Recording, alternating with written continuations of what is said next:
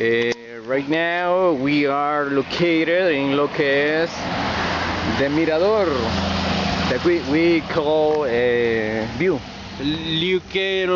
¿Cómo es eso? we call view.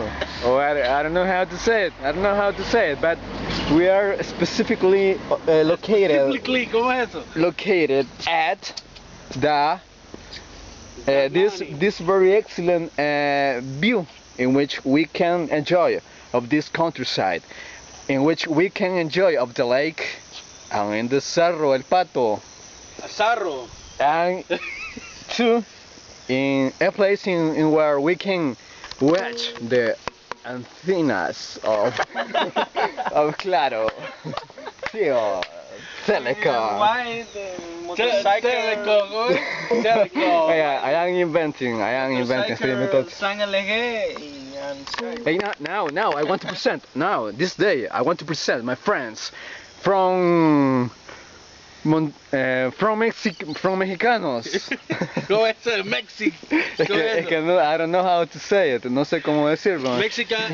Mexicano City. Y no me gusta inventar the pronunciation of the words, cause I fall in a mistake if I pronounce the words in a bad way. Por eso me arrepentí y no las pronuncié bien.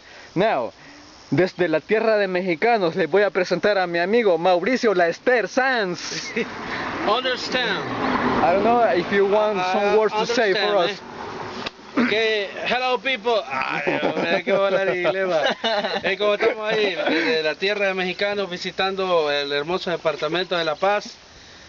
Reciban un saludo cariñoso de parte de su servidor, que ya ha estado sobre esta tierra, ha pisado muchas veces esta tierra, y por segunda vez oficial, tercera, porque hubo una extraoficial, el gran Brian Pan Mosqueado. Here is, Pan Mosqueado. I don't know if you want to Spanish. In Spanish then? No, don't you want to hacer un saludo para la people, la people de esa tierra? No, igual hacer un saludo. Es que no, ya que él solo traduce. Enfocate ahí y decirle a la cámara, ven. Ey, espérate que me lean la pila.